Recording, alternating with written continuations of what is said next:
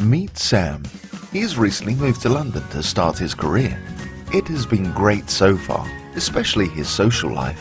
Negotiating London transport had been a bit tricky at first, but he quickly learned the etiquette.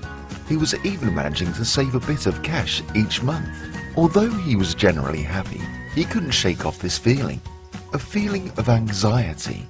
A feeling that perhaps he was daydreaming or drifting through life. With all that was going on, at times it was a bit much. One day he started chatting to a colleague named Sanjay. Sanjay never seemed to be overwhelmed by the numerous stresses in his life and seemed to carry a peacefulness with him.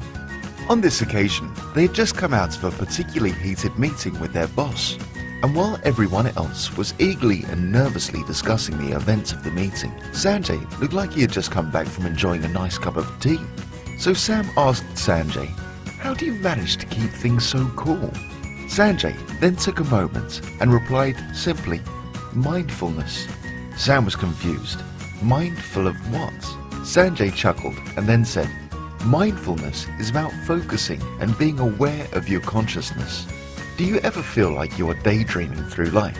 If someone asked you what happened today, would you struggle to say? Mindfulness is about being more present in the moment without being as easily distracted.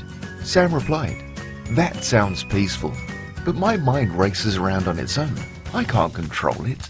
"Well," said Sanjay, "it's not easy at first, but with a little effort and practice, it becomes easier."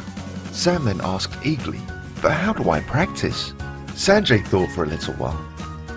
He had grown up in a household where mindfulness and meditation were considered as important as learning manners and brushing your teeth regularly. He used to wonder why his friends at school never thought in the same way. He had tried to bring it up one day, but felt like it made him different, and like most teenagers, he was desperate to fit in. Now, as an adult, he was grateful for these differences and the lessons he had learned as a child.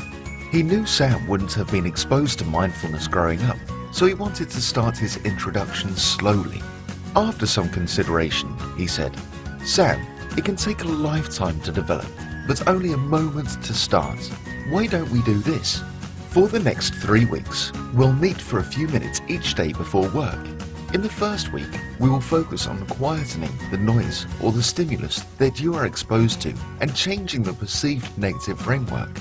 In the second week, we will do a few exercises on being more present in the moment. Then, in the third week, we will look at improving the link between your conscious and subconscious. After that, I will recommend a few ways that you could start a daily meditation practice, but that is really up to you, as it is more personal and varied, so you need to find what works for you." This sounded a lot, but also amazing to Sam. He was eager to learn more, but he had always thought that meditation was very religious, and so asked, "Sanjay, I really want to learn about mindfulness, but I'm not sure about meditation. I'm not ready to become a monk, and I don't think I could ever keep my mind free of thoughts." Sanjay was used to dealing with these misconceptions, and so explained, "There is naturally a spiritual aspect to a lot of mindfulness, as well as meditation, but I will leave that for you to explore, as I don't want to impose my views on you. One thing to note though, is that meditation is not about having no thoughts running through your head. It is more about stepping out and observing the chaos of one's mind. Picture yourself at a busy train station where everyone is going in all sorts of directions and you are stuck in the middle of the chaos." Sam immediately pictured himself at London Bridge on the first day of his commute. There were people coming from all directions. Then Sanjay continued, "Now, picture yourself stepping out of the traffic, perhaps to the side against a wall. You take a moment to enjoy not having people coming at you from all directions. Then after a while, you look back at the chaos, but now you realize that it's not chaos. There is a flow and a direction to the movements. You can then step back into the traffic, but this time with a greater calmness.